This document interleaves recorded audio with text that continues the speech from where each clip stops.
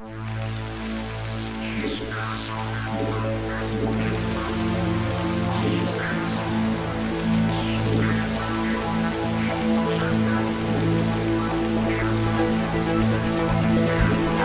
on.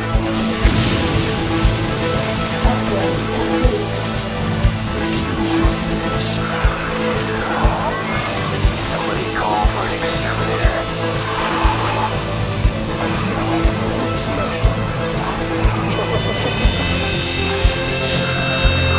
That's what I thought.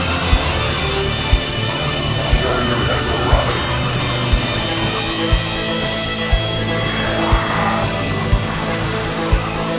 Ready to roll out.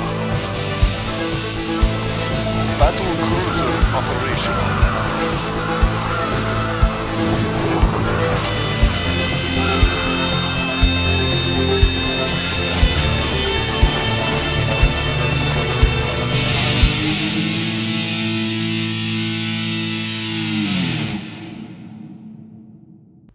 Welcome to the 34th episode of the Undermind.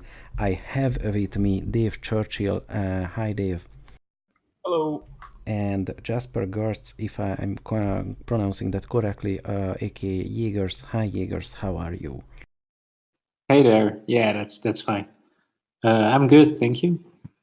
And this is the first time that we are streaming live, so I'm very curious how it will turn out. I expect a burning train wreck, so I can be pleasantly surprised. With that happy thought in mind, let's start with the usual question: what you've been up to lately? We have discussed it a little bit before the stream, recording, whatever, but let's reiterate and maybe collect our thoughts a little. I'm starting to be a bad teacher here. So, Yegers, what you've been up to, what are your goals for the next few years? Let's discuss your quarterly goals. So last week I had I had exams, so I haven't done that much. But lately, JBW, which I've been working on, I've tested it more with a fork from Purple Wave called Violet Lily on the SSA AIT ladder and on Bazel, and it seems to work really good. So I'm confident that it's finally bug-free or almost bug-free. So I'm thinking of releasing a version 1 in the coming days. And yeah, also I've finally implemented client-side latency compensation for it, because I've been holding off on doing that, but now it's finally there. So it has the same features as normal BW API, the C++ one. So now the Java one should be exactly the same and have similar speeds, or be at least almost as fast. I'd also like to thank Peter Hollick, who made a fix for my bunker code. If he listens to this podcast, thank you very much. Yeah, and that's it, what I've been doing these last weeks. So no update for Violet Lily as of yet. I'm disabling. I mean, I have disabled it because it's basically a fork from Purple Wave, and I added nothing special except for changing out the underlying bindings. So and JW API should be a lot faster than BW Mirror, and yeah, I mean, it's not worth calling it a fork if I don't have any changes in it that do things differently. The only things that would go different are if there are bugs in my framework, basically. Yeah, that's fair. So that's in Scala. The bot is in Scala, but the framework is in Java. Okay. So with that bearing all this in mind, Dave, we all know the answer, but what you've been up to besides AIIDE lately, if anything? Well, I was just going to say I got back from a conference recently, but that was the AID conference. So I guess that's not allowed to talk about. No, I just got back from AID, which was in Atlanta, in Georgia, in the US, at Georgia Tech. That was really fun. Unfortunately, I couldn't stay for the whole thing, but I waited too long to book my plane ticket, and so I couldn't get the one home that I wanted, so I left after the second day. So we had the RTS workshop there. I presented a paper that we did about machine learning state evaluation in Prismata, which is another game that I've worked on, which is a strategy card game. And I presented the AID results at the workshop and asked everyone to keep them secret until Wednesday when I gave them at the conference. But I won't get into that because there's a little bit of drama there, so we'll save that for the AID talk.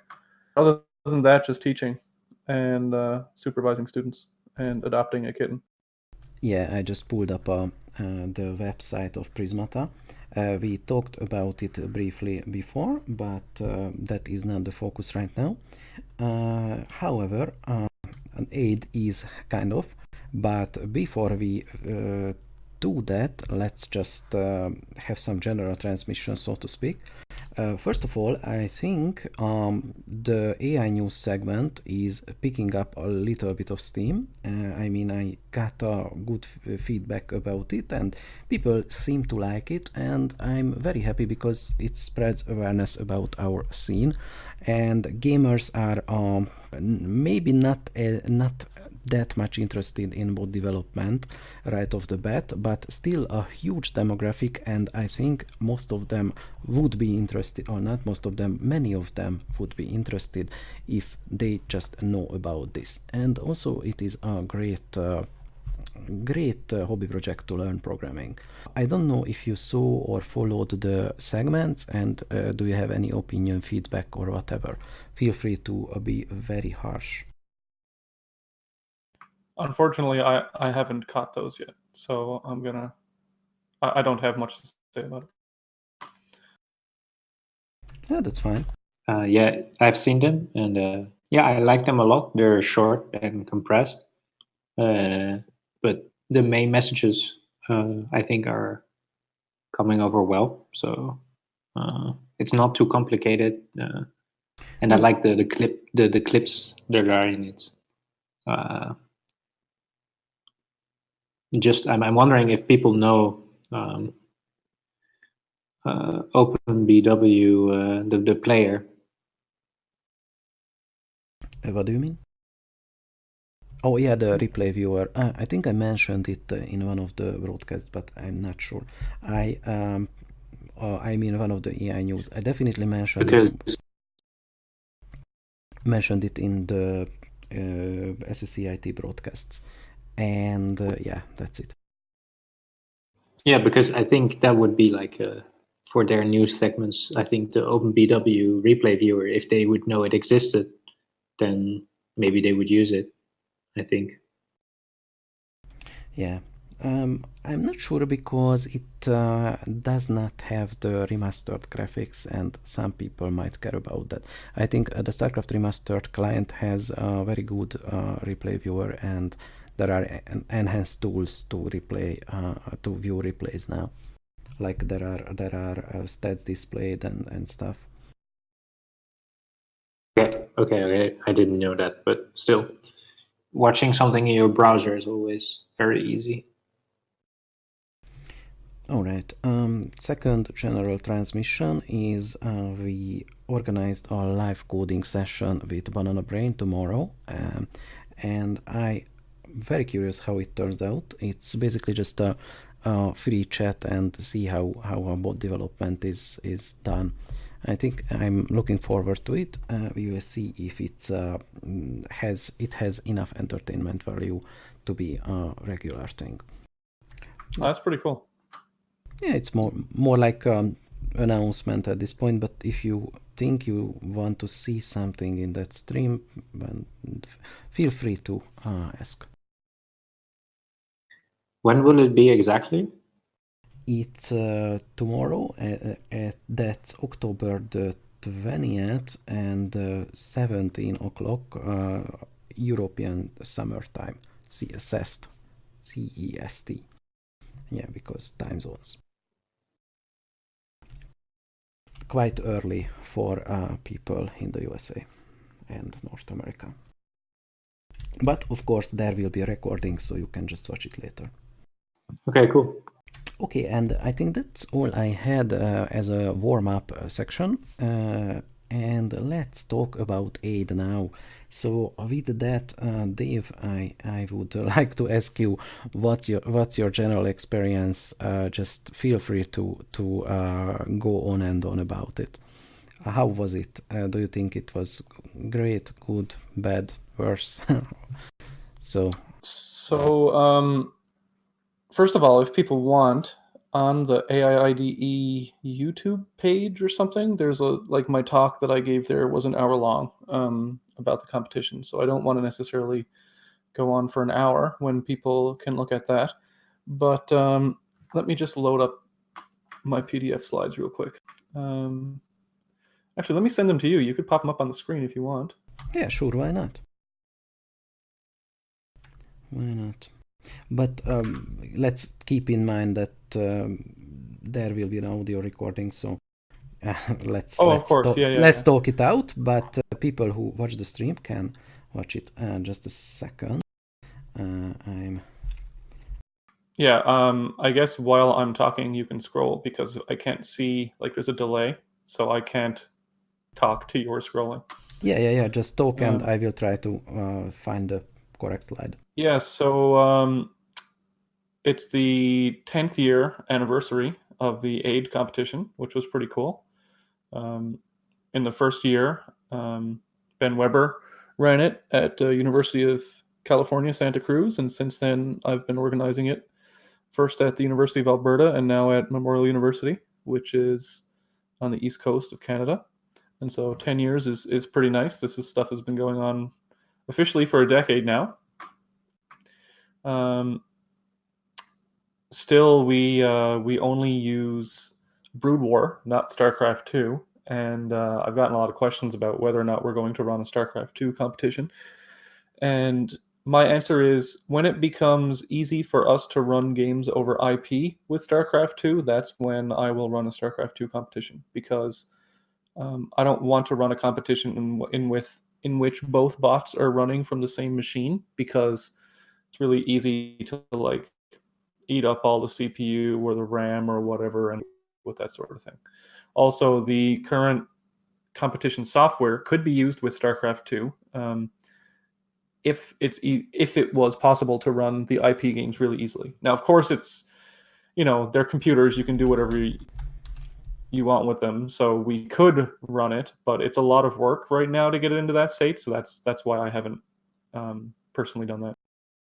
If you look at the registrations sheet there, we had the most new registrations of any AIIDE competition ever this year. Something like 21 or 22 people said they were going to submit new bots, but 10 of those didn't. One of them withdrew, and the rest just didn't submit and didn't tell me anything. So there was a lot of interest, especially from people from China, but only a couple of them submitted.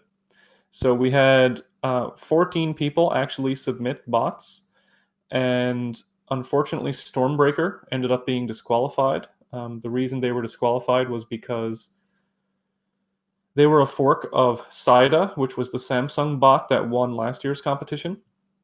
And most of the changes, so myself and Dan Gant and a few other people went over the source code, and the majority of the changes were cosmetic, and a lot of code was included that was just then commented out or not used. And they used the exact same build order, the exact same strategy, the exact same a lot of things. They had claimed that they'd written a neural network to do something clever, but it turned out that when we actually looked at their code, they had included a neural net, but the only place in which they actually used the neural net, the result of the call to the neural net was never actually used. It was like a block of code where they said something like string result equals call neural net, and then that result just went out of scope and was never actually used. I would like So- to share a personal story. I did the exact same thing for my bachelor's thesis. But I never claimed to actually use it. I just implemented a demo neural network. So Yeah, but, that was allowed. That was allowed. And in the meantime, sorry to interrupt you, Tyr or Simon Prince just wrote that there was an update that makes SC2 bots, running SC2 bots easier over IP. But please continue. Okay. If someone wants to help us with that, then that would be great, but I'm busy for the coming months. So yeah, Stormbreaker was disqualified because there weren't enough changes from AIIDE, and of course, we open source things so that people can build on previous entries and we can advance the state of the art. But if all you do is take the source code of a bot that it took like 10 professional programmers to create, and then you don't really change anything, then that's not good enough for the competition. So unfortunately, that's a subjective process, but I hope people trust me in that decision because it really didn't do much more than AIIDE. So we ran the competition with that bot included, and then luckily we're able to just really easily remove that bot from the results.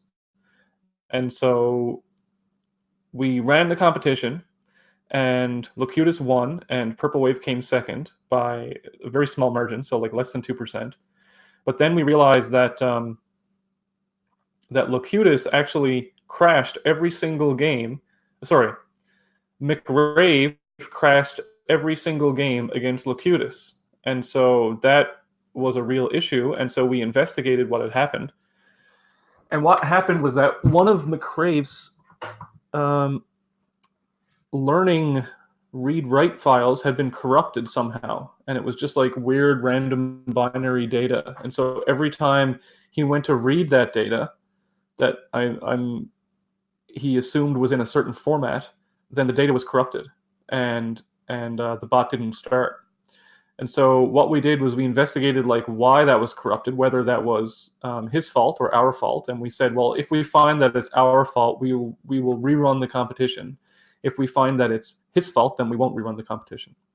And we found that what we did when we started the competition, we have two machines that have 28 cores in them. And so that's what we run the competition on, along with some other machines. And I had swapped some RAM into one of the machines, and then we ran the competition on that machine and sort of walked away. And the machine apparently had blue screened at some point while we weren't there and restarted. And that was probably because of the RAM that I didn't do a proper test on. And so apparently, what we think happened is that while McRave was writing a file, the machine blue screened. And that's a one in a lifetime sort of happening, but that's how the file got corrupted. And Wow. so what we had done was, because the machine had crashed, we just kept all of those results and then restarted it from that point on a machine that we 100% knew for sure worked. And so by keeping those results, we also kept the corrupted files. And so afterwards, when we found all of this, we just reran the competition. So the rerun of the competition was very interesting. And these new results are the ones that are displayed on the website, even though the old results are still there. There's no reason to throw out data, right? So we still have them all there. You can still access them and download all the replays, whatever. But yeah, the new results, Locutus still won, and Purple Wave still came second.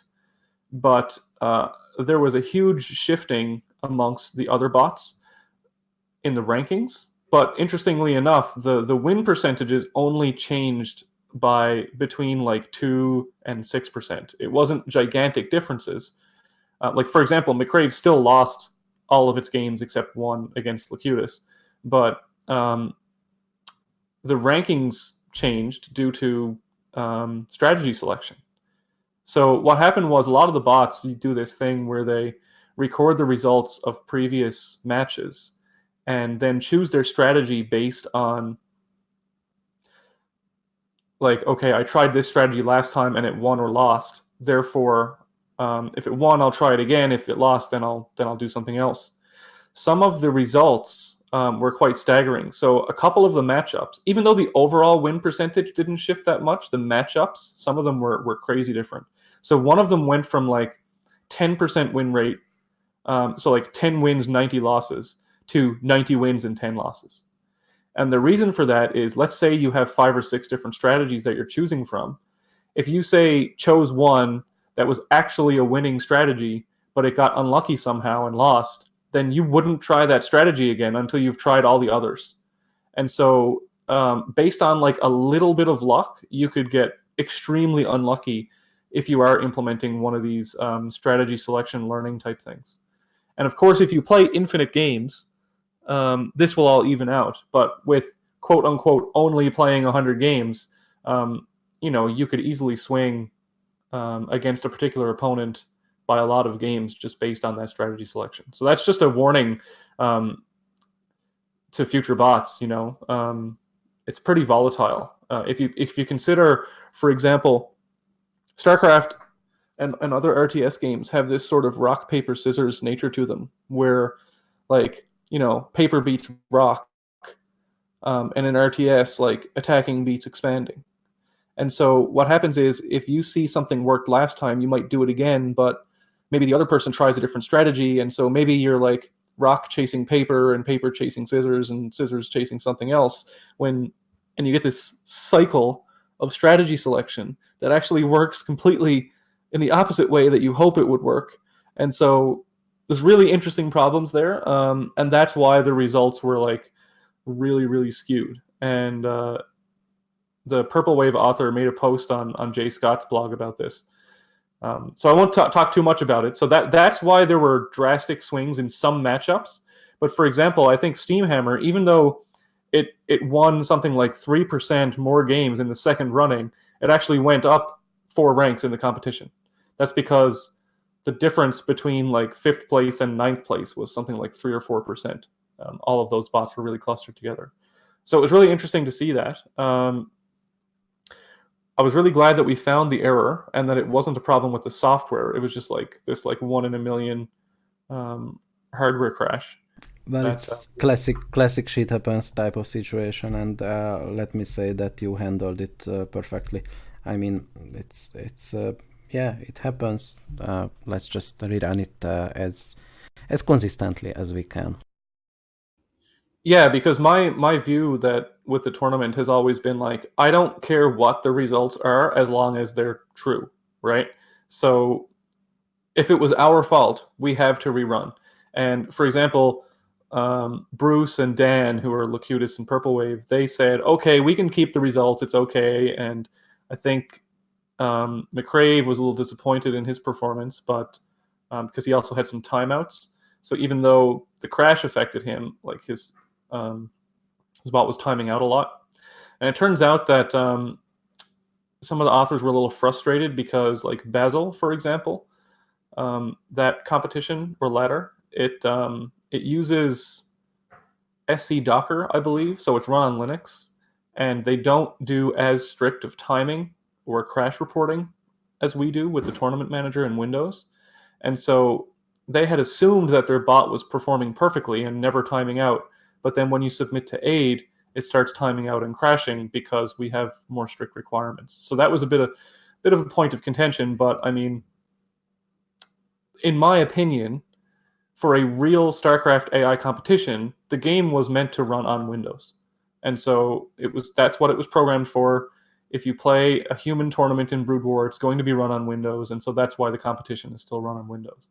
And we can't look at other competitions that may be run in Linux, for example, and then compare our results, because when you're running a 20-year-old game on an operating system that it was never meant to run, even though, OpenBW is an amazing piece of software, the AIIDE tournament, it will just always be run in Windows because of that. And so luckily now we have the ladder, and so people can use the ladder to test their bots before submitting to a competition, so something like that doesn't happen again in the future. A few points to what you just said. First of all, do you think that you need a hardware upgrade, or was it just a faulty piece of hardware, or do you think that your hardware was not up to par and you need something stronger, better, etc.?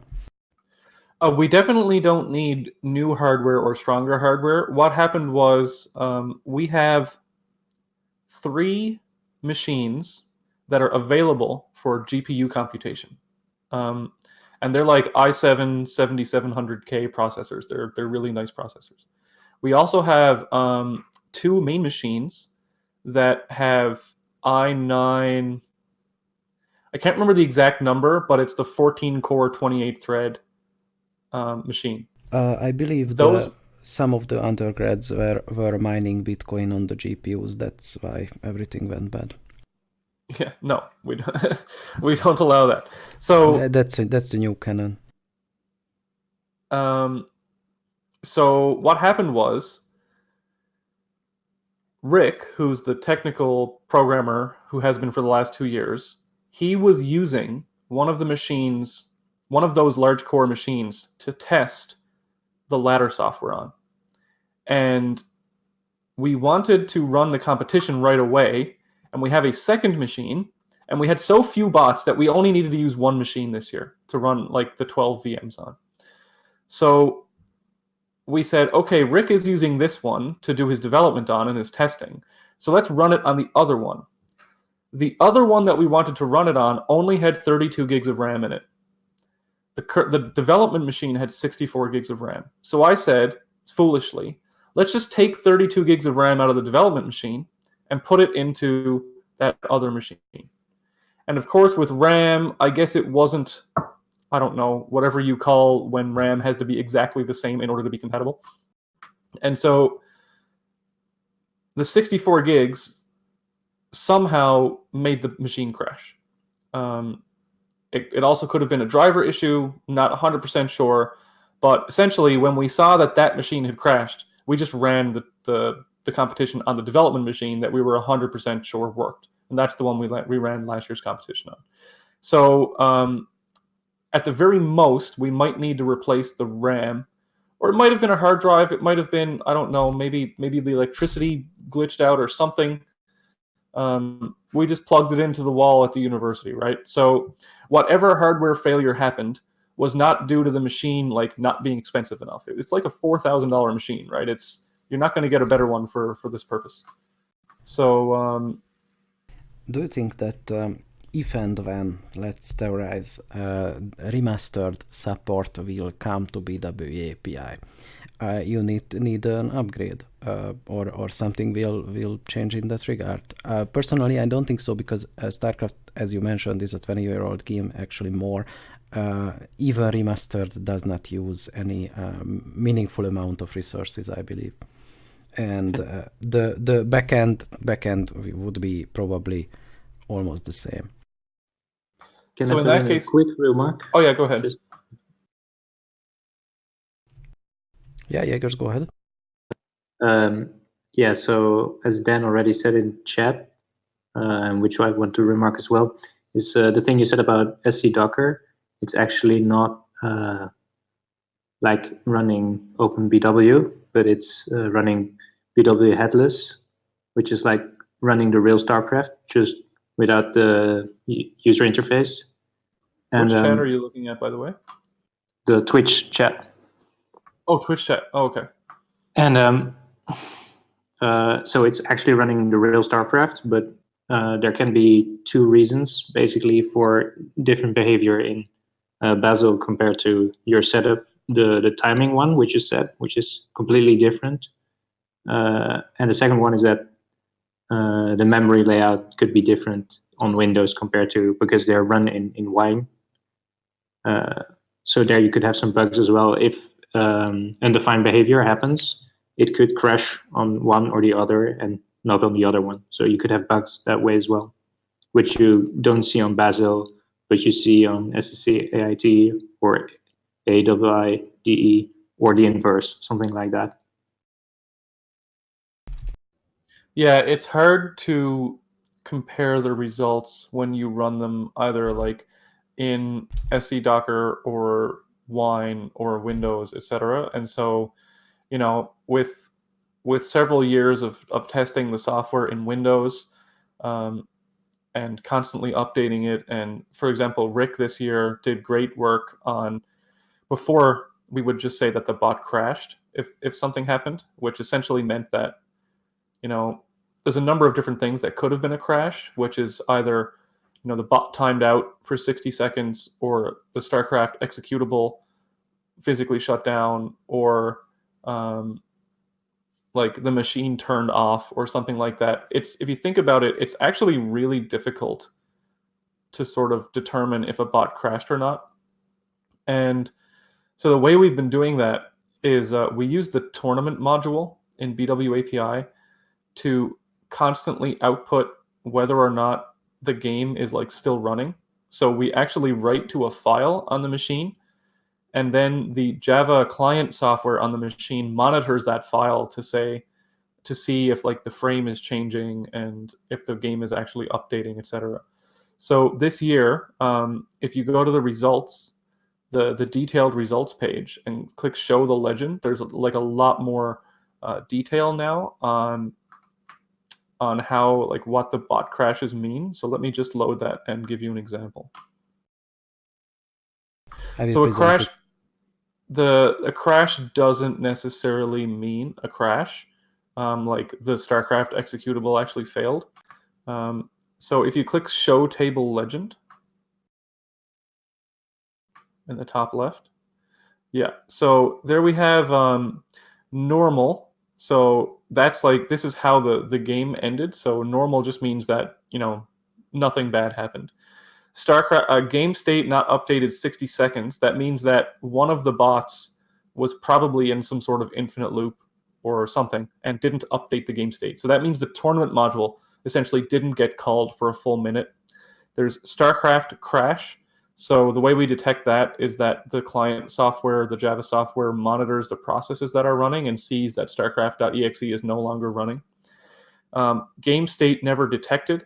That means that the Starcraft exe started, but the game state from the tournament module was never actually created. Starcraft never detected means that the exe never ran. And then game state not updated 60 seconds, both bots. That means that something kind of major happened where both bots weren't updated.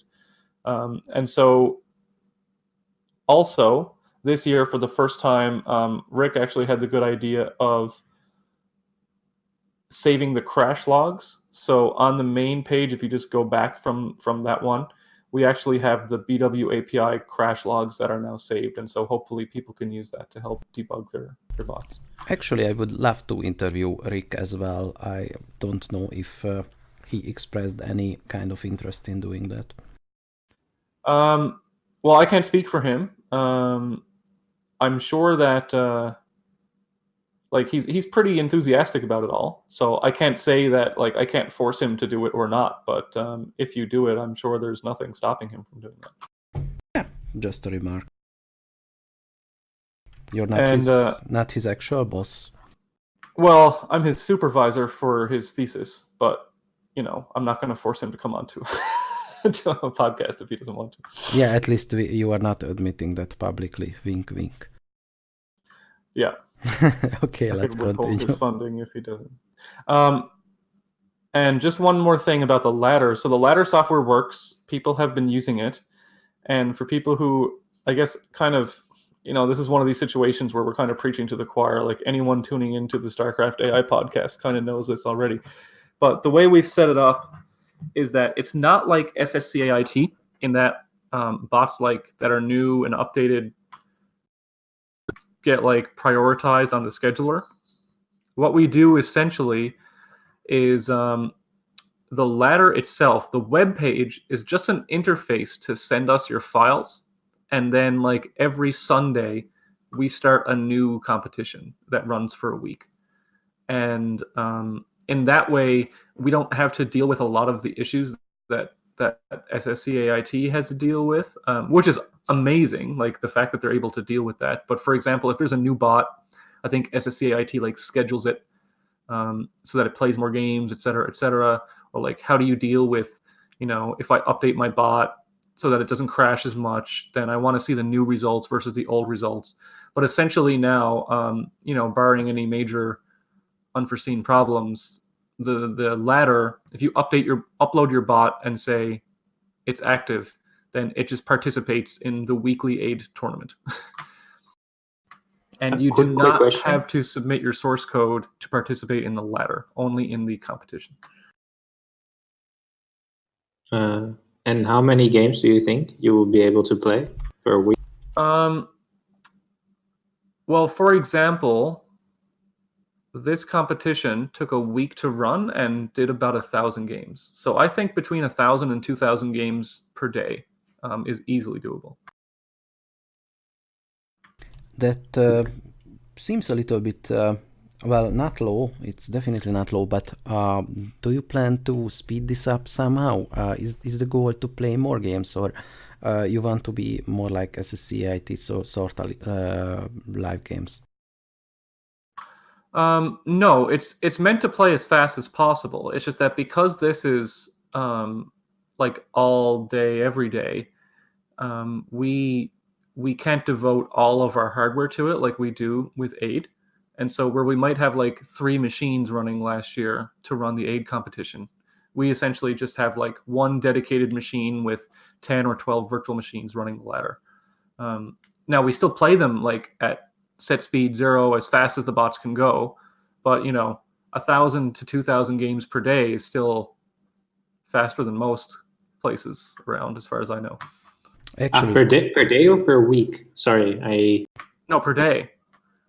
Okay. Actually, Yeah, I was wondering about scaling with. Imagine if there's like 100 bots that submit. If there would be 100 bots, but then you could. Yeah, well, if there's 100 bots, then there's less games played per bot. That's all we can do, right? We are not Yeah. Google. I can't. No. Makes AWS. sense. No, it's already. Yeah, awesome. it's not. Yeah, like this year, in a week, I think we played 10,000 games. So it's about 1,500 a day, I would say, on average. But like last year, we played like 30,000 games. Let me see. How many did we play there? I just want to double check.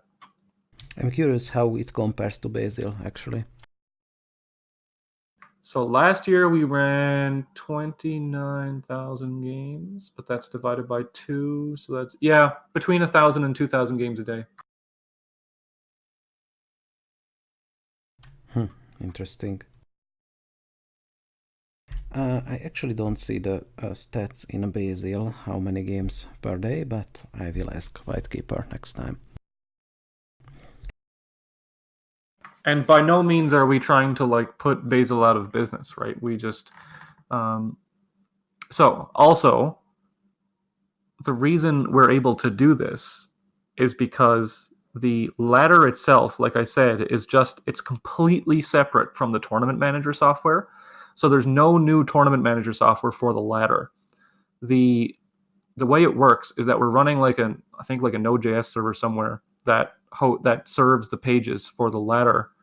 And that runs on one of our machines, the same machine that is the server for the tournament manager software runs the server for hosting the website of the ladder. And so that web server, when it receives your files, just puts them in the directory that the tournament manager uses to start the next tournament. And in that way, the ladder software and the tournament manager software are literally completely separate and don't have to know that each other exist at all. And any updates we make to the tournament manager software automatically make the ladder better, which is cool. Yeah, sounds like a good arrangement. Quick in-betweener. You asked about Basil, and I went to the last 24-hour thing and looked how many entries there are. And there are 1,445 entries in the last 24 hours. So I think it's comparable. Yeah, because what happens is we're playing as fast as the bots play, with the only caveat being that we wait for games to start before starting the next game. And so basically, as fast as bots play is as fast as we are running the games. And so I don't know how many virtual machines that Basil is running, but we'll probably use either 10 or 12 for the latter. All right, cool. It's super nice that this is all here, that it exists. Definitely. And there are no bots that was submitted by one of your students, right? Not mine, no. I forgot to mention the second tournament, which is currently running. So this year we had. I'm sorry if I'm just keep talking, but I just want to get this out of the way. We also have a second tournament on 5 unknown maps. So I asked people when they submitted for the normal AIDE tournament whether or not they wanted to opt out of this. And I forgot that ZZZK bot written by Chris Cox had opted out. And I included him in it, and he had some hard-coded stuff, so he crashed. But anyway, the second tournament has started. The 5 maps that people did not know were Fighting Spirit, Roadkill, Polaris Rhapsody, Longinus 2, and Arcadia. And so that is currently happening. And none of the bots in that competition are currently crashing or doing anything overly weird because of the unknown maps. That is a testament to their quality, so to speak.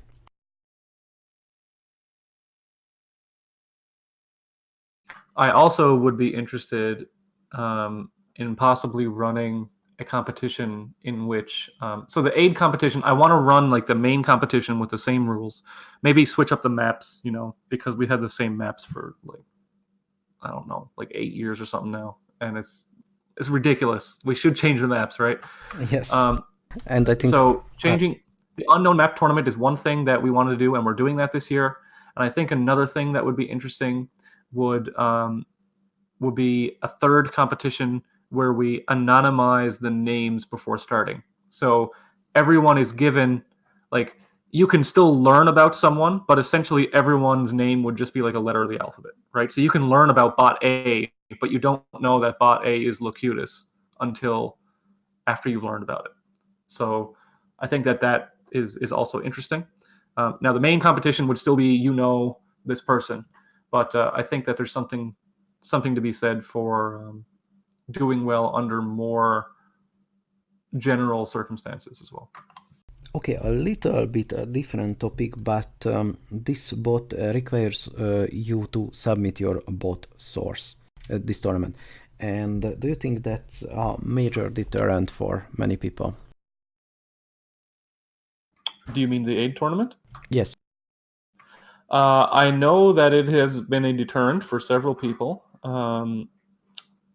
who have wanted to compete but haven't wanted to submit their source, but that's fine. There are other tournaments that accept them. So if it is a deterrent, that's fine. It's just, you can't please everybody. And what we're trying to do is more general helping AI. The amount we care about, the amount that I personally care about, the best Starcraft AI is not as interesting as advancing the state of the art for general AI, and that's why we open source it. But now we have the ladder. So if you want to compete in the ladder and see how well you can do against bots in the competition, then you're free to submit it there and just a binary. And so, you can actually see how well you can do. And not only that, but if people want to actually say, hey, I'm better than the bots in the AIDE competition, all the software is open source. So you can download all the bots and run your own competition, etc. So yes, it has caused maybe over the years 6 people not to submit, but we've had, giant corporations like Samsung and Facebook submit bots that were open source. So it's been pretty good, and it will stay that way, and as long as I'm running it, at least. Fair enough.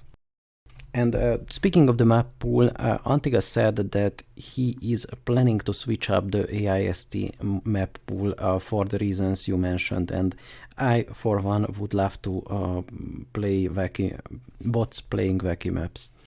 But not just wacky maps, just new ones.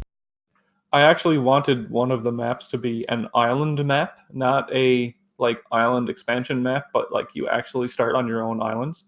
But it turned out that broke a lot of the map analysis tools, so we couldn't use it. Yeah, I think that's the main problem. BWTA and BWEM don't or could crash on those new maps or those weird maps. Yeah, So, we had chosen our original 5 choices. 2 of them crashed BWEM, and so we had to choose different maps. But I've been told that those problems should actually be solved soon, at least with BWEM. the only solution is making a new map analysis library. Just kidding. That's kind of also why I removed the map analysis from my bot, because I wanted it to be an option that you could use that if you wanted to, but just have the bot not depend on any external libraries. Yeah, makes sense. Makes sense. So, back to the conference itself. You mentioned that you did this presentation. Other than that, was there any StarCraft-related presentation? Or, if not StarCraft, any RTS, AI, or something in that general area that we might take a look at? Give me 1 second. I am loading up the AIIDE conference Twitter account. There was a stream of the conference. I don't know if that covered the whole conference itself or just a few presentations. And it was the main conference. So I'll link a tweet. You can put it up on the big screen. yeah, sure. There you go. So the AIIDE 19 Best Paper Award goes to Macro Action Selection with Deep Reinforcement Learning in StarCraft by Sigia Ju and a bunch of other authors. And you know who Sigia is? No. No? Okay. Well, he wrote Overmind. Not Overmind. Overkill.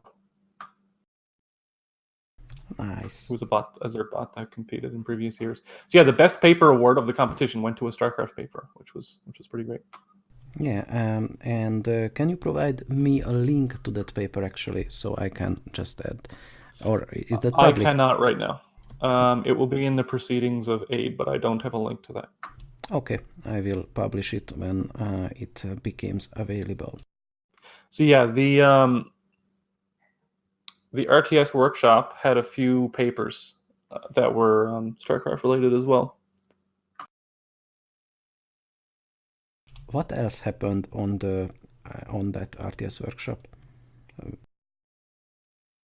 So it was technically a strategy game workshop. It used to be the RTS Workshop, but we changed it just to be strategy games. Let me see 1 second. We briefly touched on other game AIs, and I'm more and more trying to read up on that, but well, time is always a factor. So if you go to the link, if you display that, the links to the papers that were presented at the workshop are actually there, and the schedule, so you can look. Unfortunately, I was actually sick during the morning of the workshop and didn't catch the first half. I was only there for the afternoon. And so all of those links down there are the actual papers. Oh, very nice. Something to read about. Definitely will include that on the post about the podcast. And also, you can see there at 15:30, Santiago Antanian, he presented the Micro RTS tournament report. So if your viewers, I don't know if you've talked about Micro RTS on this podcast before. Briefly, I think we touched it, but feel free to repeat what you want. Yeah, so we realized a few years ago that StarCraft is a very hard problem. So if we want to do something like apply machine learning to the whole game, well, even Google struggles with this. So Santiago had the really good idea of creating a very, very simple RTS game, which is like a grid-based game in which you move 1 tile per turn and you can shoot or construct something. You gather resources. but like you have an 8x8 grid map instead of like 100x100, for example. And so this really simple RTS game lets you do things like apply more complex techniques because the game itself is simpler. And so he presented the results of that competition, and they were very interesting. So I encourage people to pick up Micro RTS if they're interested in a game that's not as complex as StarCraft. I found a page called Micro RTS AI Competition. Is that the one we are speaking about? Yes. Okay, so we know that now. It's interesting you seem to get involved in smaller scale games that that can be used well to solve sub problems, like Micro RTS and Prismata. Well, Prismata it's smaller, but not that small. That was actually, so Micro RTS, I actually am not involved with that. That's Santi's project. But Prismata was a project. Well, it was a game, like an actual retail game, and I got involved with it as a part-time job during my PhD. And it was really cool. It's a good game. People should go buy it. Yeah, sounds good. And speaking of conferences, in one of the last, I think, 1 or 2 podcasts ago, my memory is not the best, we talked about the Fosdem Conference in the spring or end of winter. And there might be a Starcraft Ai Tournament as well. Have you heard about that? And Yegers, that's a question to you as well. Did you listen to that cast? Do you know what we are talking about, and do you plan to go even? Unfortunately, I don't. Okay. Which cast? Sorry, could you repeat the question? Yeah, I think it was the previous cast, and it's the Fosdem Academic Conference in February, I think. I won't be able to go to that one. The one in Brussels? Yes, February 1st and 2nd, 2020. Yeah, Dave, for you it's a little bit harder, yes. Yeah, I could maybe go. I'm not sure yet what I'll be doing then, but nothing's stopping me, and it looked like a big thing, so maybe I'll go. Yeah, so it would be nice, and we've been pondering on European meetup anyway, and I think this is the perfect place for it. There is enough time, there is even a Starcraft tournament, and yeah, it's just the perfect kind of officialness to it. Yeah, sounds cool. Alright, so we will not really discuss that in detail, and also it is not a done deal yet, it is under heavy organization, but anyway. Actually, you basically covered all the topics, Dave, that I was gonna ask, so I'm a little bit out of ideas what should we talk about. In generally, you said that you weren't at the conference for the full length. Regardless, what was your impression of the conference itself? Like, was it a pleasant atmosphere? Would you suggest people to go there? The venue was okay. Like, if you were to go there for the first time, would you recommend? How much stars would you give for the conference? Oh, I think it's great. So I went to both COG, which is Conference on Games. It was previously CIG. That's the other conference that runs the StarCraft competition. I went to that. It was in London in August. It was great. It was really well attended. It had like 250 people there for the conference. AIIDE was a bit smaller this year. It was in Atlanta. Both conferences are in a different place every year. I think CIG or COG is in Osaka, Japan next year. And I'm not sure where AIIDE is going to be, but they're both excellent conferences. They have that sort of small conference feel where a lot of people sort of know each other, but it's not cliquish either. It's just people doing really cool work. You see a lot more experimental work at these conferences. So, AI that isn't as polished or we're not focused on the newest optimization in deep learning necessarily. It's more about the games themselves. And so it's really cool. I really like it. I'd recommend anyone to go. It's not the they're not the conferences that have the highest impact factor numbers, but to me, I'd rather submit there than AAAI or something, because it's just, I find the conferences more fun. But if you like bigger conferences and more impact factor, then you would probably submit to a different conference. But I've been at AIIDE every year since 2011, and I'll continue to go because I think it's a great conference. Yeah, I just pulled up an image that this talk reminded me of. And in the meantime, there is a question from Jean Chassoul. Can you comment on the Python ecosystem support or the lack of it inside the Windows 32-bit? I personally can't. Yegers, Dave, what's your take on that? So basically, I think the question is about SSC AIT not having native Python support, but it has Java support, etc. As a comment, and that the machines are 32-bit. I think this is about SSC AIT. But I mean, I think so. There's no Python support, but you can always just use PyInstaller to embed the script into an executable and then just run your Python bot. And there already exists 1, 2, or 3 different Python bindings. So I don't think there's a lack of support for Python. There's no native support, but you can build it very easily and just upload it and it works.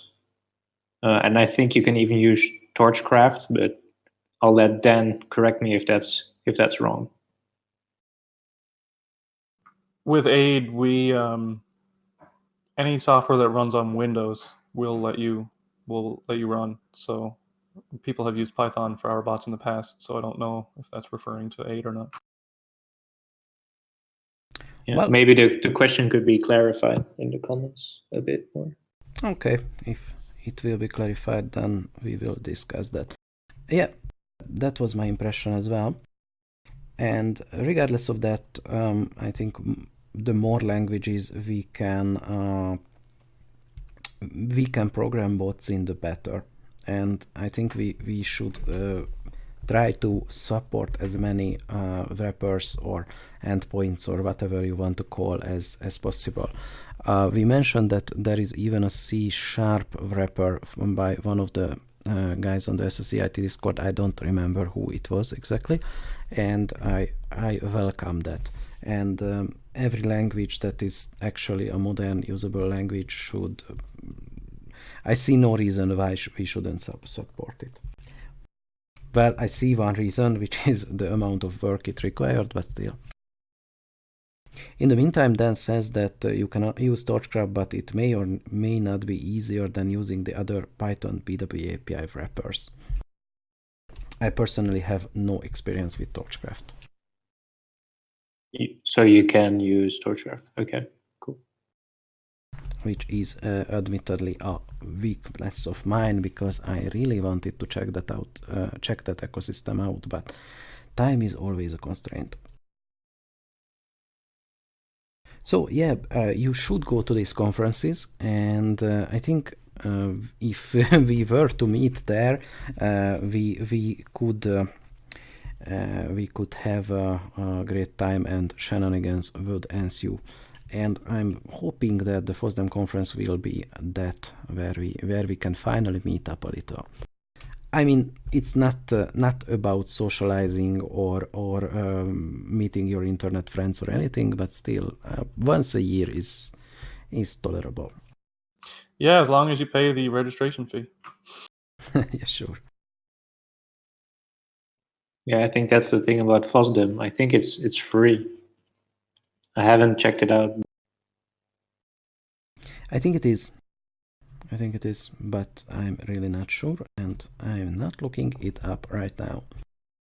How many conferences do you go in a year, Dave? Between 2 and 4. I thought you are. Thought the number would be higher. Oh, definitely not. It's very expensive to travel where I am. Alrighty then. Okay, that's all I had for today. And let's wait a little if there are any viewer questions, or do you have any topics to discuss? But I'm really drawing a blank right now. No, not really. I just I talked a lot, so I'm good. yeah. So there has just been a clarification, I think, and well, the whole ecosystem and the libraries, etc. Yeah, but you can package those if you make an executable.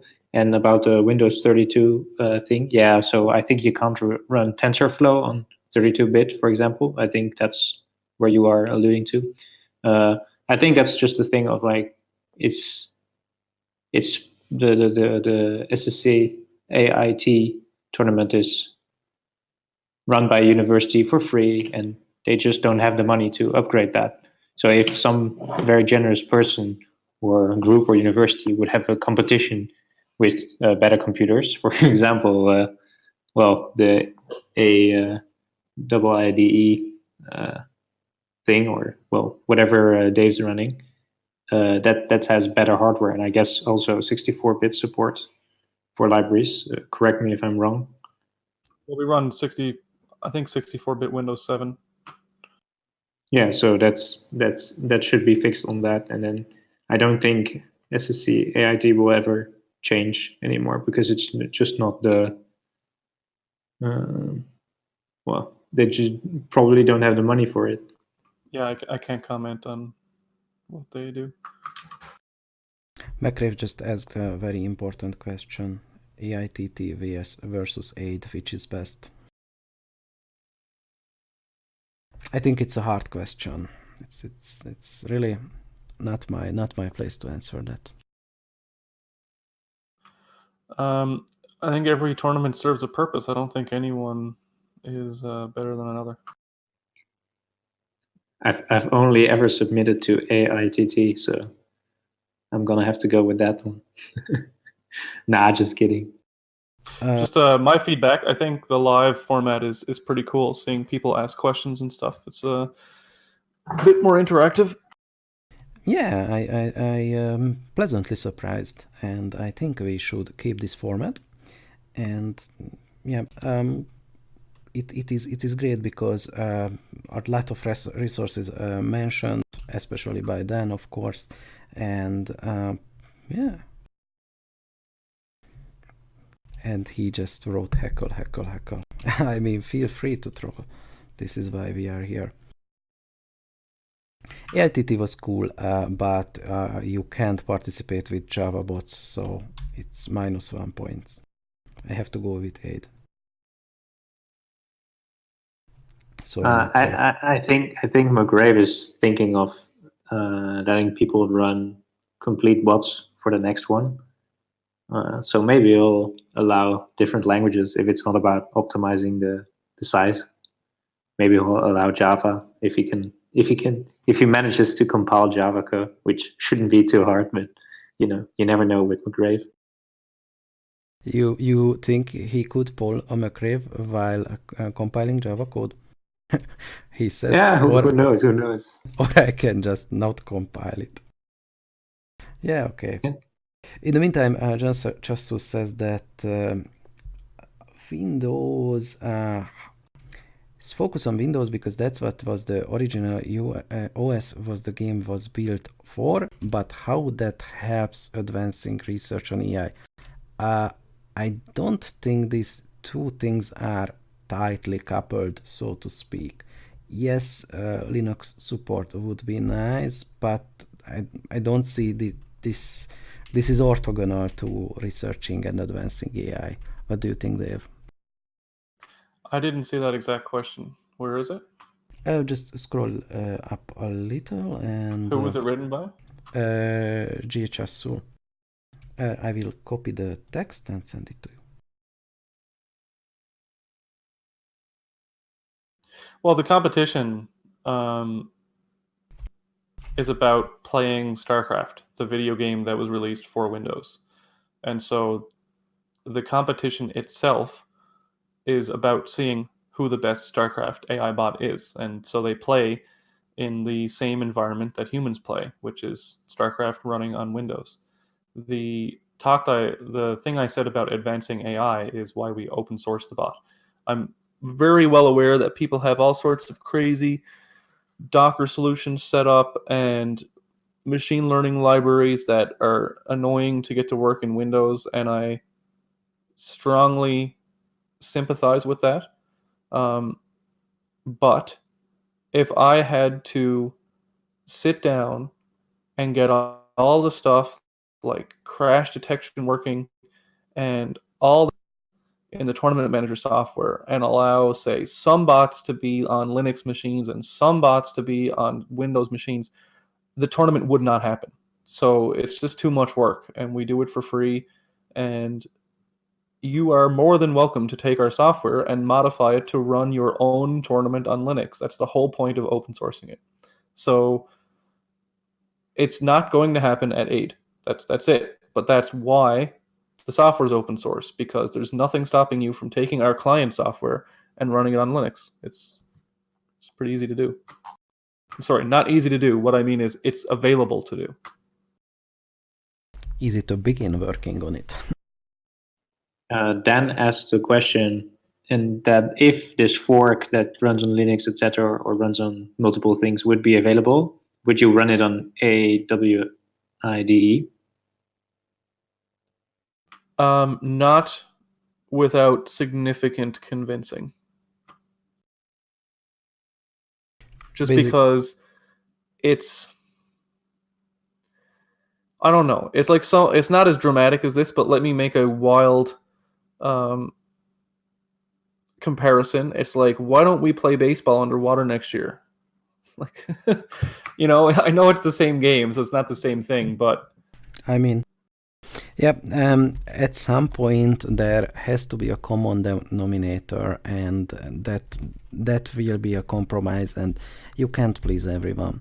But I don't think it's that big of an issue, and yeah, there are other tournaments, and unfortunately you have limited time and resources. But let me be a little bit blunt, and I don't want to hurt anyone's feelings, but if you really want this or that, or either you do it yourself or you donate to the people who do it, because time is money, and the other way around. Well, I'll just, like, the data to back this up is that in the history, the 10-year history of the AIIDE competition, I have had only one person legitimately be upset at us for not supporting Linux. So that is not to say that there's been only one person who would have used Linux, or maybe would have entered the competition if we supported Linux, but only one person who like really tried to argue with us that we have to support Linux, because they were using, oh my god, like 10 different libraries that were Linux only for supporting all these things that tied like a bunch of different languages together, and it seemed like a nightmare. And I'm very, very, very weary of running the competition that supports running bots on Linux versus bots that are on Windows. And so we would have to keep it one OS, and if it's going to be one, it's going to be Windows. But that's just AIIDE. I'm not saying that people can't do that. It's just that, hey, if you want that, just enter another competition that supports it, or run your own. That's it.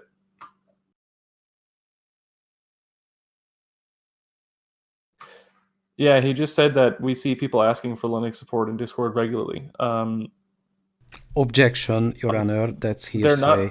They're not. They're not asking me directly, and it's unfortunate that happens. But you cannot please everybody. So I would say, architect your bot in a way that does not depend on the operating system.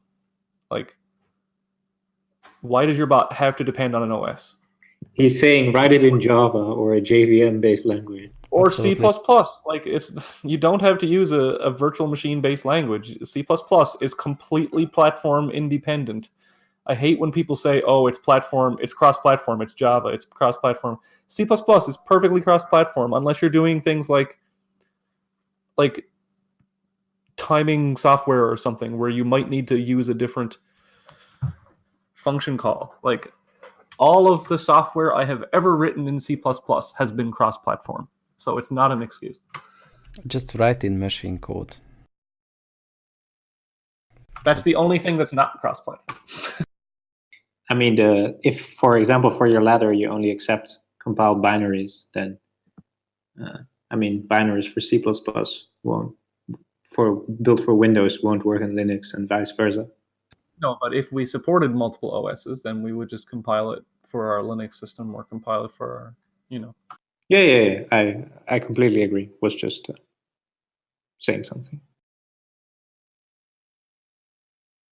No, it's just interesting how, it's amazing that people have put so much effort into getting bots to work in other languages.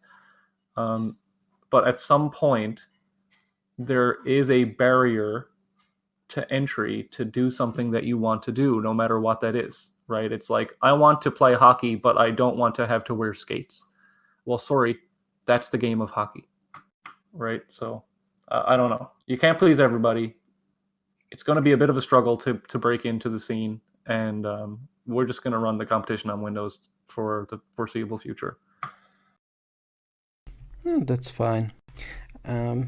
Yeah, and setting up not a tournament. A tournament is like a bigger undertaking, but anyone can set up something like Basil, which is, of course, it's still not simple, but Basil is literally set up by ByteKeeper as a hobby site, because why not? So you can just do that and see the interest, see how it works out, work out the kinks, etc. And I would be so bold as to say that you could also use our tournament manager software on Linux, because it's all Java based. All you would have to do is change the commands that actually run and stop the game of Starcraft. Well, alright, I think this Linux versus Windows issue is a little bit over-talked at this point, and AIIDE will not change in the foreseeable future. There is no actual roadblock if you want to do that. Let's just leave it at that at this point. I agree. Well, I was just trying. I realized that a lot of people who listen have heard me talk about things before, so I was just only trying to talk about the new things, because you could talk. Anyone involved with Starcraft AI could talk for 10 hours about the subject. Yeah, that's true. But I like your polite way of saying, Dave, you know when to shut up. No, no, absolutely not. I meant it as a genuine compliment. You literally talked about all the talking points I listed for myself, and did it in a concise and not long-winded way. So you get 1 internet point. Okay, I think we have given enough time. I do like this live format, and it's a little bit easier to get derailed, but anyway, I will do this on the next time. Thanks for everyone who tuned in, and I hope to see you again. And thank you for running it, as always. Yeah, thanks a lot, man. Okay, take care. Goodbye. If you are listening to the podcast on YouTube, please consider giving us a like and a subscribe. Thank you and goodbye.